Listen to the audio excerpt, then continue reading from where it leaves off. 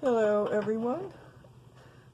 Here I'm going to do a little bit of a demo on this drinking straw technique to get some textures. And if you see, I've done a few of these that have dried. So I'm just going to show how I'm doing another one. And then I'm going to show different things you can make out of these. So I'm taking, I pre-wet my palette and I'm picking up some color. This is Winsor Red, but you could pick up just about any color. I'm making a puddle.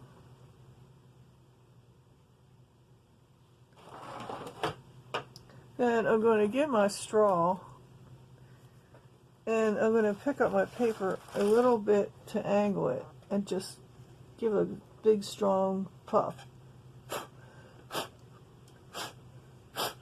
Now, if it's not doing much, you probably don't have enough water. So I'm going to add more liquid. And then I'm going to give another puff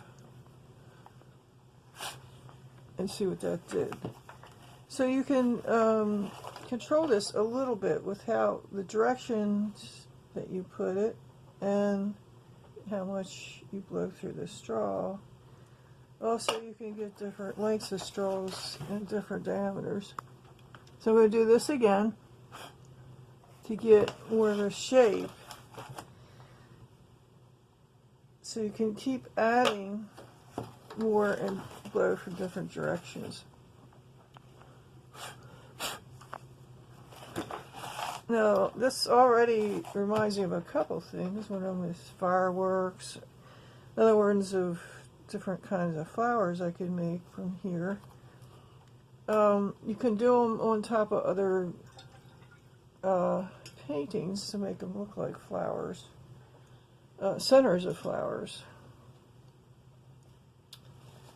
So I'm going to try here, and this one here, I'm going to try another color on top of what I've done. After that's completely dry, you can dry, just let it dry. You try a hair dryer and see what that does. I'm going to see what yellow does on top of this blue.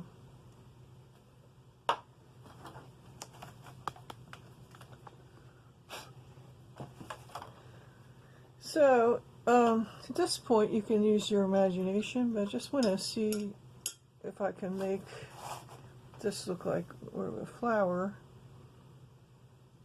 You might want to do something else with yours.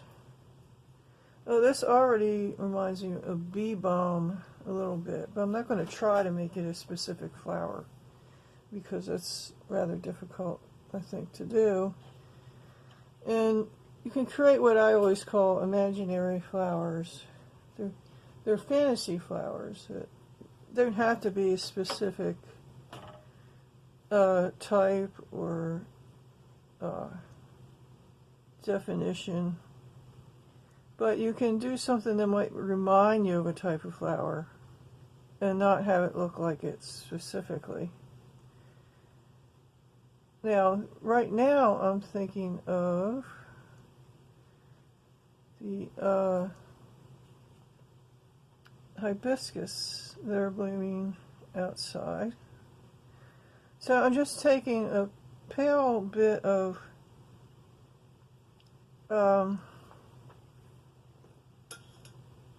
permanent rose, and you can also use opera.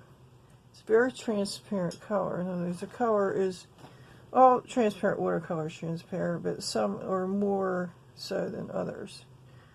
So I'm getting something that looks like a flower, and if you look at flowers, sometimes you'll see a little bit of this part of the bud, this red coming through. Now, while this is still wet, I might give some dimension to the flower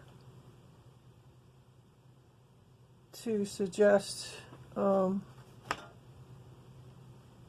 form. And I'm just going in with a little bit more concentration. The tip of my brush. and it will blend if it's still wet, damp enough. So,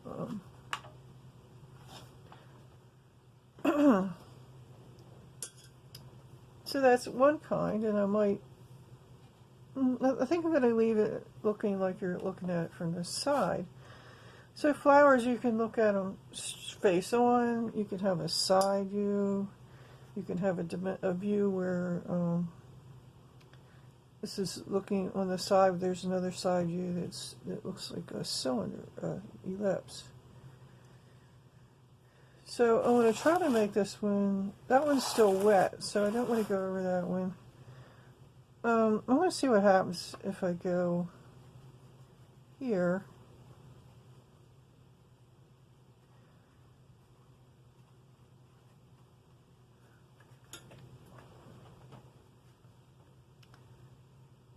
And just create some petals where I'm looking straight on.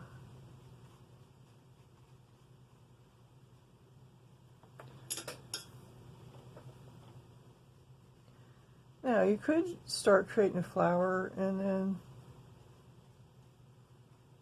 put that center in afterwards, but it's just hard to control. I would like to work around the centers because sometimes you can't always get what you want. So this has a little bit of dimension. These petals look like they might be coming towards you, so you could do a more of a rounded shape on the bottom. So I'm going to leave that, and eventually I might put a dark center. Now, since we're working with transparent watercolor, a yellow center won't show up as well, but you can put it darker and it will appear lighter in the middle. So let me try this with some yellowish. I can use gouache, or if you don't have any colors like this in your palette, don't worry about it. Just use what you have. I'm going to try a big yellow center, and then do that one first, just to see what happens when I try to build around it. So, needs more moisture if I want it to be bigger. I want to get this effect of the sort of explosion almost. Some flowers look like that. And you can also get something that looks like stamens coming out, like in lilies. You have the stamen. It's very long.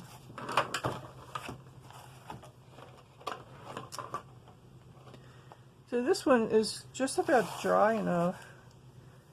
So I'm going to just see if I can add some yellow in here.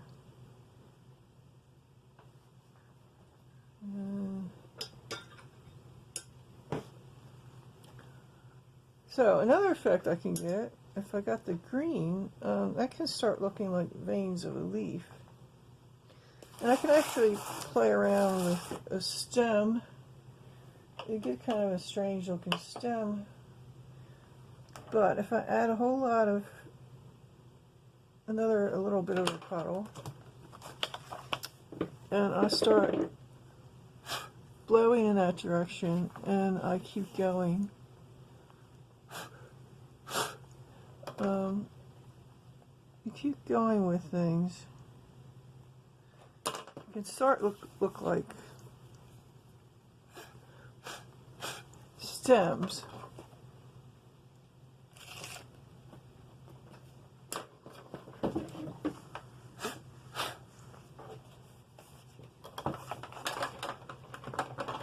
So in this case, I'm going to take the part that I already did, it dried up there, and see if I can go over it a little. I'm going to use some green that's got more yellow in it than what I have there.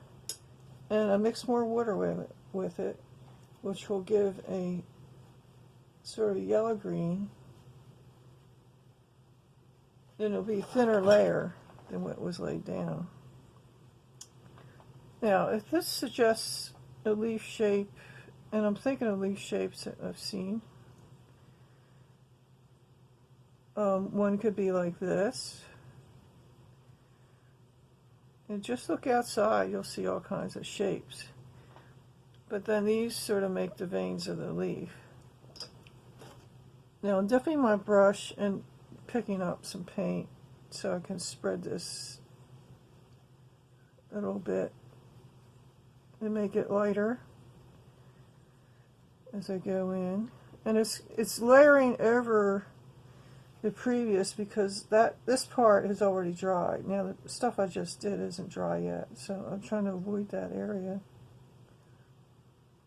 So that can make a nice leaf. And then while it's still wet, you can make some areas a little darker just by adding a little more water here. So you can see kind of things you can get with this technique.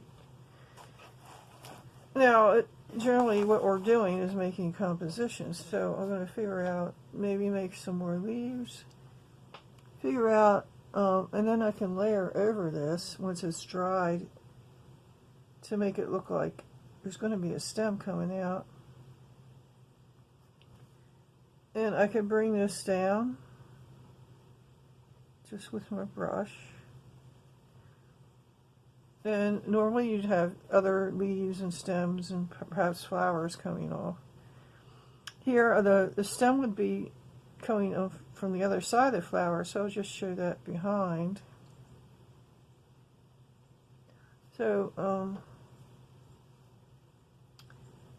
these are fairly primitive looking flowers, so you could add, I would add leaves behind here.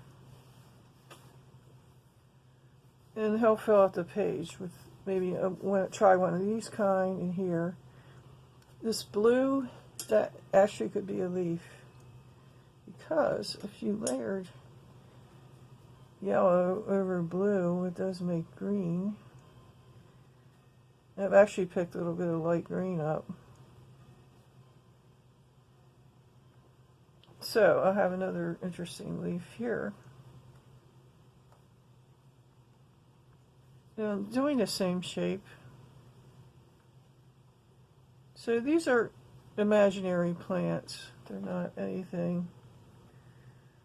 You could say, well, that kind of flower doesn't have that type of leaf to it.